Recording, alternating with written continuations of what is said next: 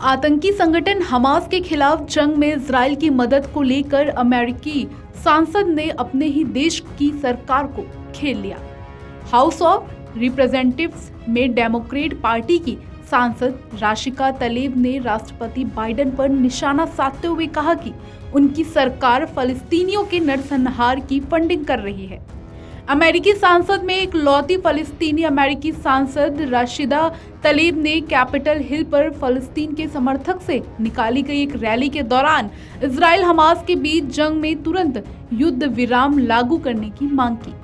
इस दौरान उन्होंने गाजा में अस्पताल में हुए हमले के लिए इजराइल को जिम्मेदार ठहराया। अपने भाषण के दौरान राशिदा भावुक हो गई और मंच पर ही रोने लगी। उन्होंने कहा, यह बहुत दर्दनाक है यह देखना कि लोग एक अस्पताल जहां बच्चे मौजूद थे उस पर बमबारी देखकर भी ठीक है। आप जानते हैं क्या देखना और मुश्किल है? ऐसा वीडियो जिनमें लोग बच्चे से कह रहे हैं कि ये रोना मत, लेकिन उन्हें रोते ही रहने देते हैं। ये बच्चे कांपते दिखते हैं लेकिन लोग उन्हें शांत कराने की कोशिश करते हैं। ऐसा वीडियो को देखकर अगर हम नहीं रोते तो कुछ तो गलत है। राशिदा ने कहा, मैं आपको बता रही हूँ राष्ट्रपति बाइडेन, इस मुद्दे पर पूरा अमेरिका आपके साथ नहीं है।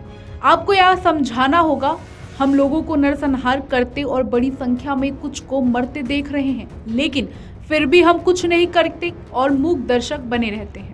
हमें यह याद रखना चाहिए। इजराइल हमास जंग को लेकर राशिदा तलेब लगातार अमेरिकी सरकार से उलट दावे करती रही हैं। गाजा के अस्पताल पर हमले के ठीक बाद उन्होंने बिना तथ्यों की पुष्टि किए इसके आरोप इजराइल पर लगा दिए थे, जबकि इजराइल ने साफ किया था कि यह हमले फलस्तीनी संगठन फलस्तीन इस्लामिक जिहाद की तरफ से किए गए।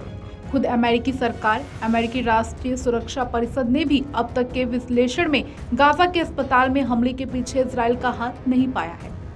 इजराइल और हमास के बीच युद्ध में करीब 5000 लोगों की मौत हो गई। इस बीच मंगलवार को गाजा के अल अहली अस्पताल में विस्फोट हुआ था जिसमें सैकड़ों लोगों की जान चली गई। इस हमले का आरोप हमास और इजराइल एक दूसरे पर मढ़ रहे हैं। इस बीच इजराइल ने इस हमले में मारे गए लोगों के शवों पर सवाल खड़ा कर दिया। आपको बता दें कि इस संघर्ष की शुरुआत पिछले हफ्ते यानी 7 अक्टूबर को उस समय हुई थी जब हमास के लड़ाकों ने जल, थल और नभ के जरिए इजराइल में प्रवेश किया और फिर अंधाधुंध गोलीबारी कर सैकड़ों निर्दोष लोगों की मौत के घाट उतार दिया।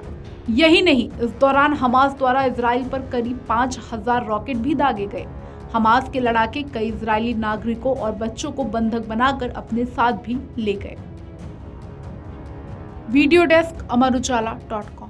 अगर आप ये वीडियो YouTube पर देख रहे हैं तो हमारे चैनल को सब्सक्राइब करें और बेल आइकन को दबाना ना भूलें। अगर आप Facebook पर ये वीडियो देख रहे हैं तो हमारे पेज को लाइक करें।